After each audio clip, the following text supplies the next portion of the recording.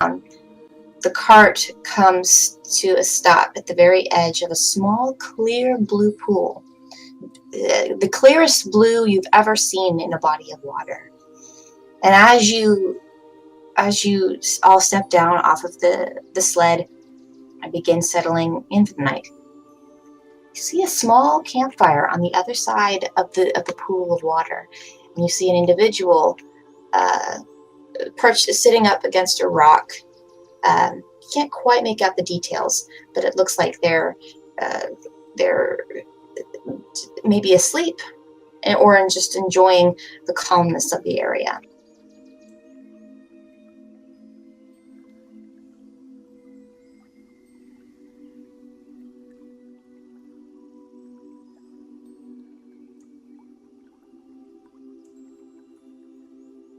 Sure, what was down here?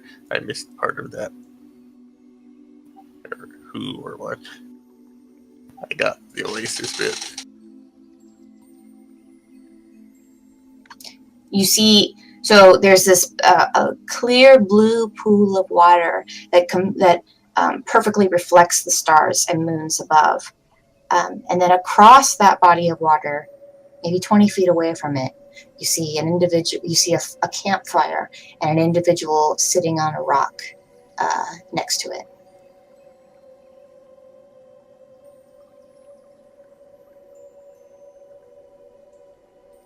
Yeah, I think this is probably a good time for a quick break, because we're probably about to get introduced to a new character. We're almost at the break point. I kind of want him to have something to do before the break, though.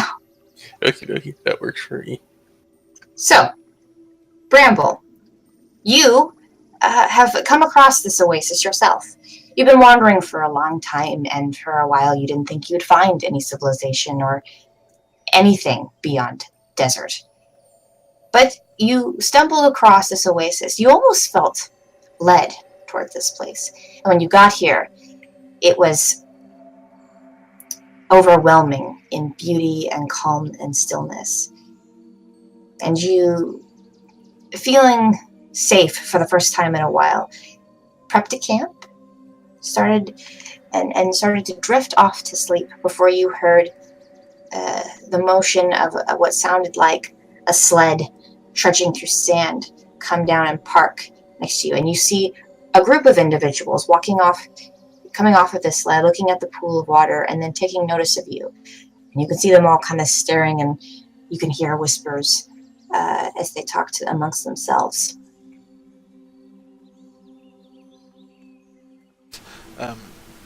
The tall Aasimar will, with a little hood and cloak that's draped over him, will hop out of the cart and wave to the figure on the shore. Greetings, my friend.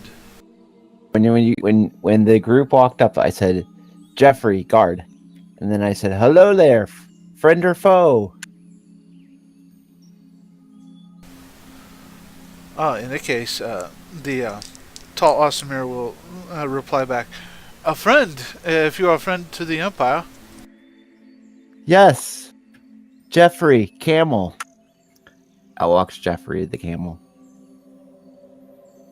You see now a second figure that you didn't see before come out from behind a rock.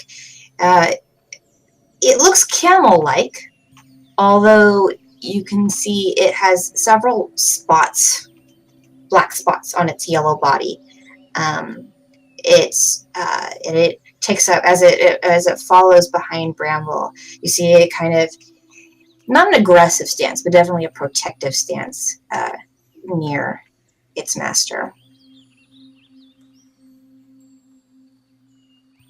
Wait, so when you say camel-like, what does that mean? It looks like a camel, like with spots? It looks similar to the camel you have, the camel you've had with you. Gorm looks at the camel. What does a camel in a defensive stance look like? Hilariously awesome. Perfectly awesome, yes. His knees are locked. But instead of like a camel, he has sort of a camel face, but back behind his head, you see two long horns that stretch up into the air, and he shows his teeth. He bares his teeth a little, and you can see instead of like camel chomping teeth, some of them are kind of pointed, and he looks kind of menacing, much more menacing than the camels you have pulling your cart. So it's spotted and has horns. That means it's like a giraffe. It kind of looks like one, yeah. Have you seen a giraffe before? I mean, I'm talking mainly out of character. Okay. Would I know anything about any of this with either natural or arcane lore? Yeah, I'm curious if I know what it is either. You can roll natural lore. Anyone who wants to. Bramble, go ahead and go ahead and describe your own person. What do they see when they look at you? Sure. When they look at me, they see a individual who's of average height, about 5 feet or so in the middle there. Average weight, a little over 100 pounds. And you can see my hair, but my hair over it is covered with, it looks like it's matted with just leaves, and they slightly glow, the leaves.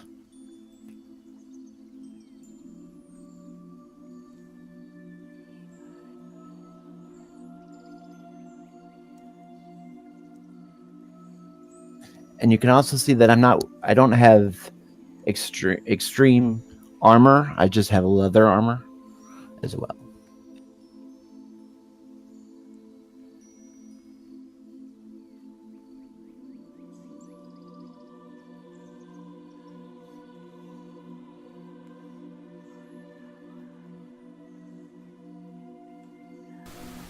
Gorm, Vinda, you have no idea what this creature is.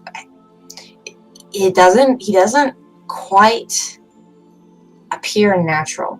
You've seen natural creatures before. I mean, he doesn't look like he's unnatural, but there's something also about him that's not quite as though as though he's a creature you would normally see. You haven't really seen anything like him except, of course, the camels. You're not entirely sure what it is.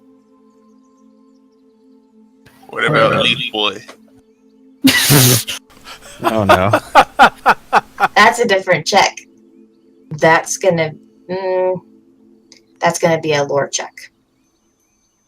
So those of you who'd like to, and I will leave this open to all of you, you can either roll a cultural lore or you can roll a natural lore to discover this. If you're not trained in either of those, you cannot roll.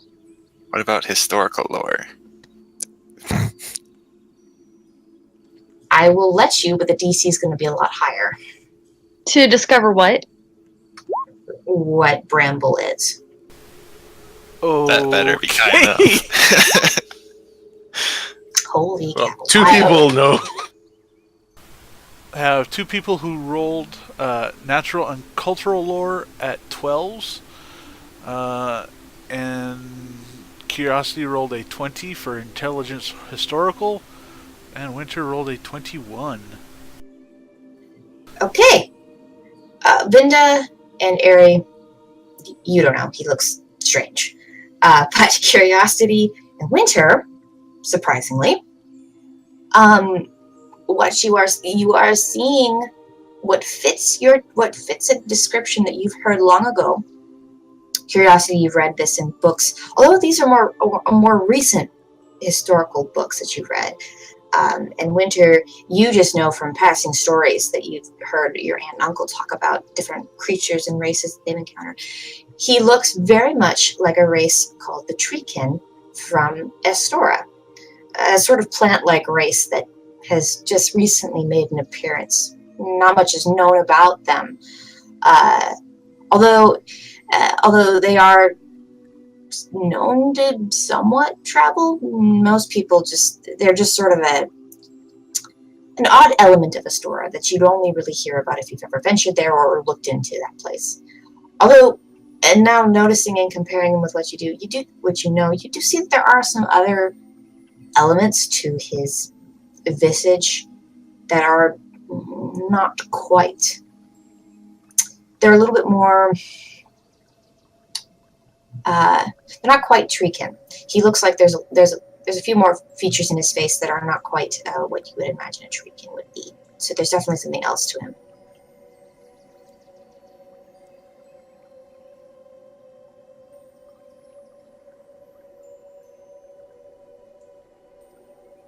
So wait, so Aerie said we're friends if you're friends of the Empire. Did he say anything after that? I forgot. He said, "I He am." said, "Yep." Meanwhile, Jeffrey goes to eat some grass. Okay, I will fly over and meet him and say, "Hello, I am Curiosity." Hello, Curiosity. I am Bramble. Binda will hover a bit more cautiously and shyly behind. And I will just wave, noticing that there's some timidness there. Bramble. Hi. You see small Binda, a small 6-inch fairy comes flying over by Curiosity, and you do recognize her as a fairy, as you've seen several of those within your own home.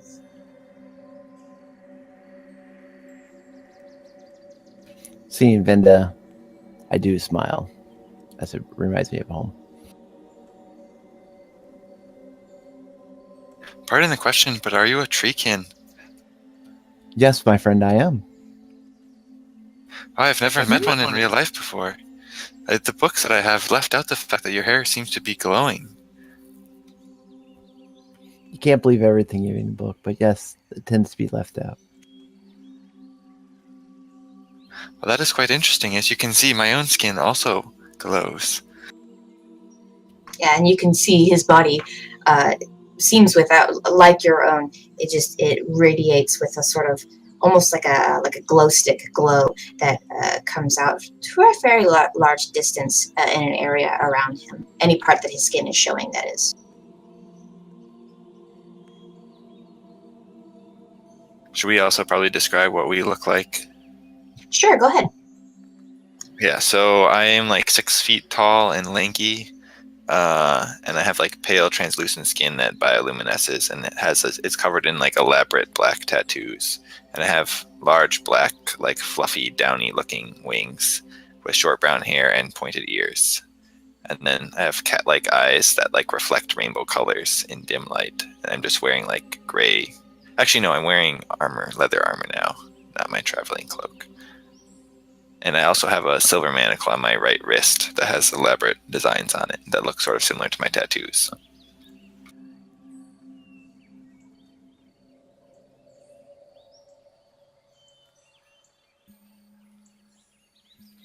Have you all traveled far? We are traveling from Zagata.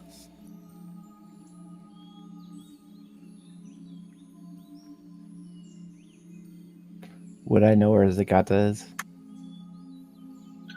Not quite, as it's the town you've been trying to find. You know it's around here somewhere, but you haven't had much luck in navigating it. But you do know that it's the most prominent trade town in the Seadale region, which is where you're in. Zagata, that sounds familiar, but I have not visited yet.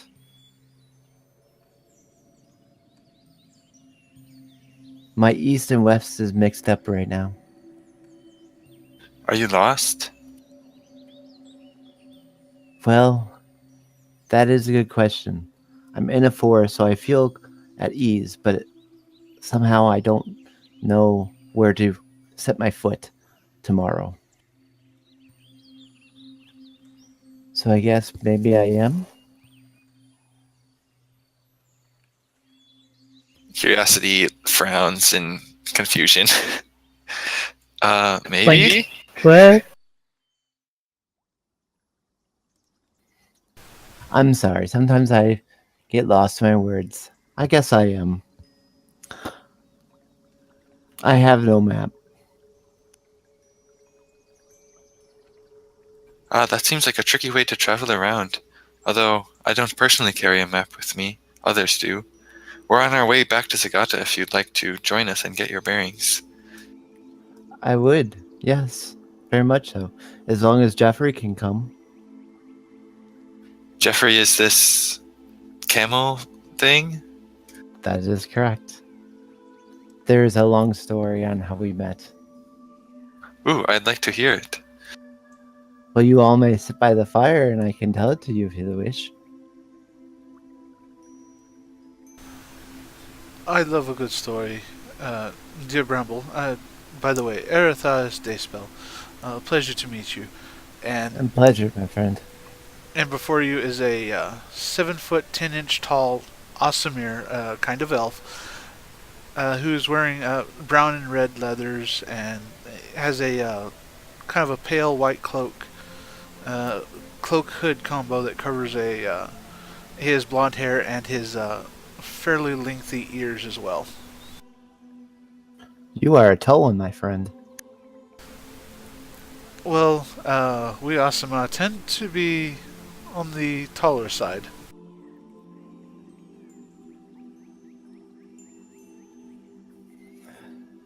Are we all quite comfortable? And I will go ahead and tell you the story. I will try to make it as short as possible. Oh, take your time. Let me get adjusted real quick, and Ari will sit down and pull out his lute, and we'll try to strum along with the story. All right. Bramble, as you begin to talk, you hear the soothing tones of Eretheus' lute. He's actually quite skilled, and you find it's easier to tell the story listening to just this slight hum of his strokes. I rescued Jeffrey one day from an evil mage who created him. I saw the mage was mistreating him outside of his own home. He was trying to beat him into submission, both mentally and physically. I noticed Jeffrey was chained, and Haltazar was whipping him. Haltazar was saying, "I created you for war," and that Jeffrey was going to listen to him, to every command, or he would be killed. As soon as Haltazar left the room, I unchained Jeffrey. During this time, Haltazar came back in, but he did not see that Jeffrey was no longer chained. Quickly, Haltazar tried to do a freezing spell, but the spell backfired and turned back and froze him. At this, Jeffrey made a blasting charge at Haltazar, as to say, "You will never own me." At this, I could see that he was no longer left for this world. I then knocked an arrow, and it was true and straight. The shot hit, and he crumpled to the floor. Jeffrey and I spent a week learning to communicate in a forest miles away. I am not his owner, but his companion, who he feels a life debt to. He is a camel leopard, half camel, half leopard. He has graciously agreed to carry my equipment and let me ride him. And from this day forward, we have never heard from the mage or had any altercations in regarding this issue. And that is the story.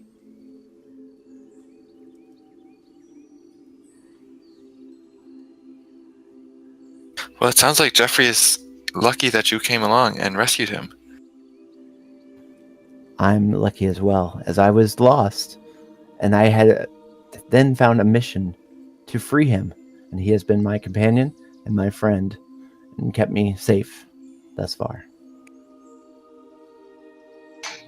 At that, you hear a voice off in the distance say, "Indeed, it does sound like you were quite lucky to find him." And you all turn to see a woman in the water. And that's where we'll take our break. Just getting shot in the face with arrows. What? Yes, he's grabbing his bow. She's getting shot. Oh boy. Did you just call yourself Curiosity? Yes. See, more proof. More proof there's only one of Ari them. called me Harmony before. We're the same person, clearly. You see, Yeah. Jody, we we have come to the conclusion that Kylar and Kyrath are but one person. Yeah, it's been an ongoing theory that they are both one and the same.